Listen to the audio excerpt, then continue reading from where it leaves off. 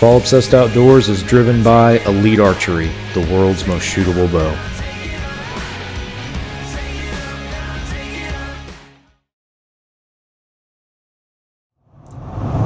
Man, let me tell you, on our drive up here through Wyoming, we've been seeing antelope all over the place. I've seen several good bucks just right off the side of the road, just standing there, either by themselves or with their herd. So it's getting me pumped up, man. I'm super excited. So we got about 4 hours left. We just left Casper, Wyoming. We're hunting a little bit southwest of Billings, Montana is the area that we're going to be in. So we're kind of making a loop up. We're going to go through Billings, get some groceries, and then head on back down to the house to meet up with Drew. So super excited, man. I'm seeing a lot of antelope. I'm pumped.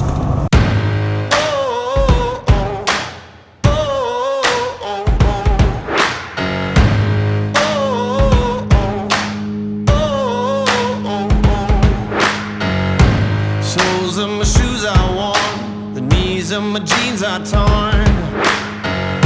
Sweat coming through my shirt, keep pushing even though it hurts. I'm chasing what I know is true, there's nothing that I would not do. When everyone around me drops, I'm never gonna ever stop. I won't waste another minute, no I won't. I'm a man on a mission. I'm a man on a mission. I don't need no permission.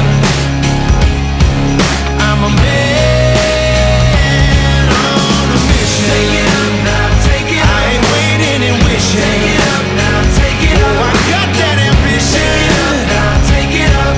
I'm a man on a mission.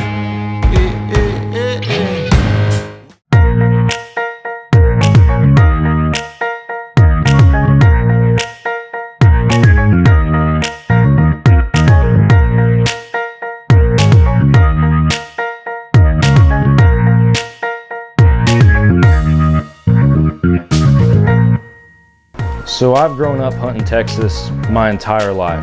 I grew up hunting kind of in the north central Texas area with my dad as a kid on into adulthood. Never really had the opportunity to hunt outside of the state of Texas or really any other animal other than just whitetail deer and wild hogs. So I got an email from one of our staffers in the spring of 2018, Drew Tordick. He invited me to join him on an antelope hunt up in Montana. I put in for an archery only tag, got drawn first try, and next thing I know I was on my way to the Red Lodge, Montana area to hunt antelope with a bow. So I got in the evening of September 28th. It was around 6 p.m. so it was too late to be able to actually go out and do any kind of hunting, so Drew and I just hung out at the lodge right there. I got my bow out, started putting some arrows down the range just to make sure that we were ready to go the next morning.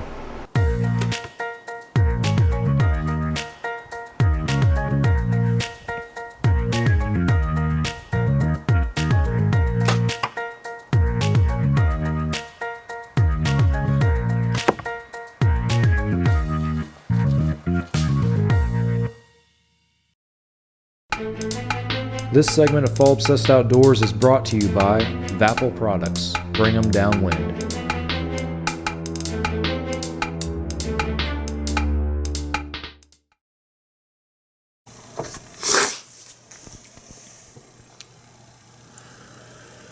Well guys, it's day one of our antelope hunt. It's about 5:30 in the morning, mountain time. We got up a little while ago. Now we're gearing up, getting ready to head out. Gonna head out here in about 20 minutes. Hopefully it's a good first day. Drew says that he's been seeing quite a few head of antelope around here and kind of got a little pattern figured out. So we're gonna do some spot and stalk this first day. So hopefully it works out. We'll keep you all updated. When you look into my eyes, you know you're gonna see that fire. If you're standing in my way, it ain't gonna be your day. Bleed till I own this dream, build it like you've never seen. Even at the mountaintop, I'm never gonna ever stop. I won't wait another minute, no, I won't. I'm a man on a mission. So we got up, it was the first morning of the hunt. We headed out to the property. Really just wide open country, lots of rolling hills. Not really any kind of terrain that I'd ever really hunted in before, so I was relying pretty heavily on Drew to kind of help educate me as a hunter just on antelope hunting in Montana. Again, it's a new species, a new territory that I was not familiar with, so I was the novice in this situation, so I was looking to him for a lot of guidance. Our first encounter, we topped this hill and there was a group of probably about 20-25 antelope sitting on the other side of that hill. And so we crouched down, got our binoculars out, we were kind of glassing them. They're probably around 60-70 yards out. And we see that there's a couple of decent bucks in the herd. And about that time, this young buck spotted us, and to my amazement, this guy comes barreling in, running in towards us. He came into about, I don't know, probably 30 yards before he stopped and turned around and took off. And again, I'd never really seen anything like this before. I'm looking at Drew like, what in the world just happened, man? This is not normal. And he's like, no, they're not like deer, man. They don't just run off when they spook. If they see something that they're curious about, they're gonna come in and actually try to check it out. They'll get to a point where they don't want anything to do with it, but they'll come in and look at it before they actually head the other direction. So I didn't know that coming into it, so that first encounter really spooked me. There were a couple of them that were hanging out pretty close to us right there. So kind of a quick awakening real quick that this animal behaves completely different than anything I'm ever used to. And it was not long before I realized that I am up there chasing the fastest animal in North America with a bow and arrow. We just spotted some antelope. Had a couple of encounters. We're still trying to get in on the bigger buck in the group. The smaller one came in right at around 30 yards, but the bigger one's still kind of hanging back, so they just topped this hill, so we're going to try to make a move on them. I'm a man on a mission.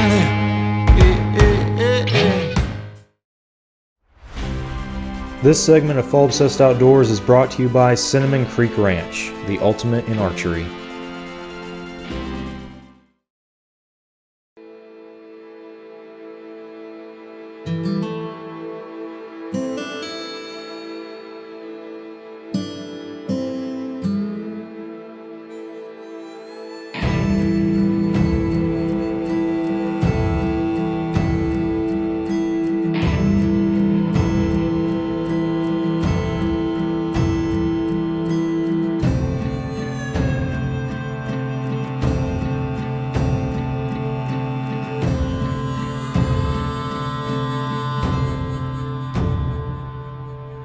So we were on our way back from the morning hunt on the second day, and we're just driving down a back road. We actually happened to take a different way back to the house that day than we normally would. And we turn this corner on the road and we look over to the left-hand side out the driver's side door, and not 40 yards off the road, there is a giant buck standing there with a herd of 6 or 7 does just staring at us. Drew was driving, we whipped the truck around, kind of crept back up on it coming from the other direction. I got the camera out because this was the biggest antelope that we had seen so far on this trip, and I wanted to get him on camera. This dude was an absolute stud. His cutter on his left side was starting to break off. He'd been tussling with some other bucks so much, and he didn't take him long before he kind of pushed those does out of the area and got tired of us sitting there on the side of the road watching him. But an absolute giant of an antelope, and only one that I could hope I might be able to see at some point during my trip. We couldn't shoot him just because, one, we're on a road, and then two, the property he was on we did not have permission on, so we just sat there, got some cool footage of him as he pushed the does away. Little did I know that this would not be the only time that me and this buck crossed paths.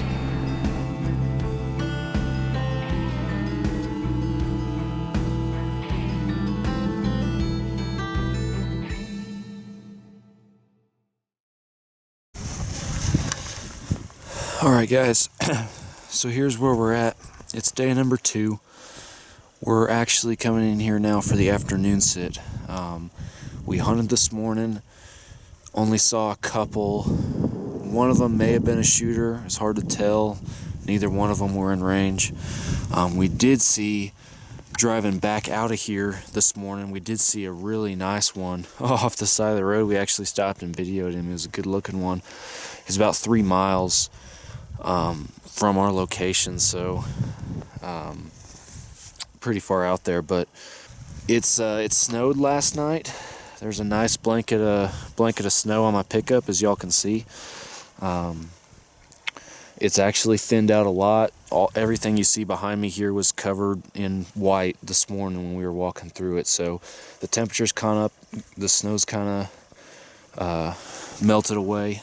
So we're gonna get out here, hit the trail, and see if we can find us a shooter. So in the afternoon of the second day, we got about as close as we had gotten up to that point. I was flying solo for the afternoon. Had kind of been making my way from the south end of the property to the north end of the property, and I topped this hill kind of looking down in this bottom, and there's a buck and 4 does down this bottom, and he's a shooter. So we just found him. The first spot where we were going, down where that ground blind is that we were in yesterday afternoon. They're sitting kind of up top of the hill behind it. There's a shooter buck. We're gonna try to figure out how we can get in on him. He was probably, I would say, 400 yards when I first spotted him. That's just a rough estimate. But as we started closing the gap, it was looking like this might actually happen. So there's this little drop down right in between us and where those antelope were, and they're down in it right now. It's giving us the perfect opportunity to sneak up on. We close the gap to about half. We're gonna keep going. Hopefully we can get a shot at this guy. He looks like a good buck.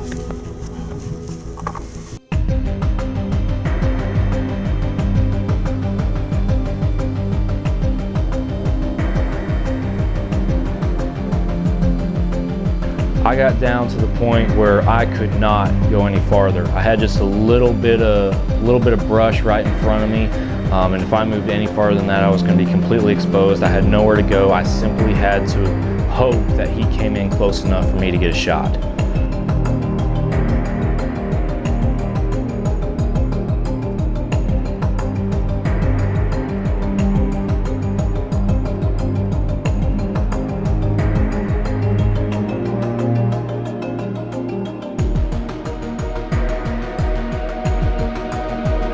I ranged him.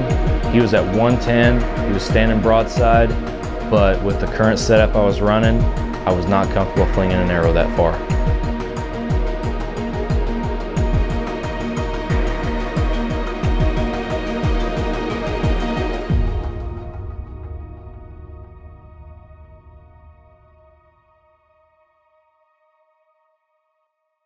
He and his does take off, run to my left, and I tried to head up the hill and maybe try to get in front of him enough to cut him off, just kind of anticipate his movements, but these dudes are fast, man. They were gone. Well, we did our best to stay on them and follow them. We couldn't catch them.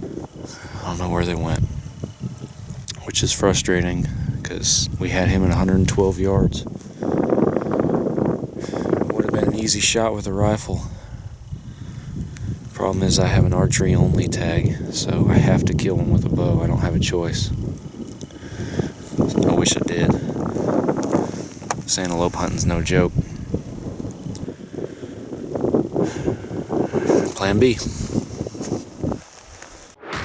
This episode of Fall Obsessed Outdoors has been brought to you by Elite Archery, Vapple Products, Cinnamon Creek Ranch, CBE Sights, Slick Trick Broadheads, Scott Archery, Catch a Dream Foundation, and by Dual Game Calls.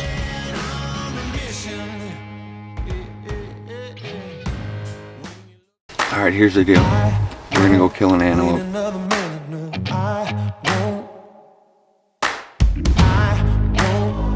another minute, no, I won't, yeah. Alright, we're on our way to go pick up Sam. Said he shot an absolute giant.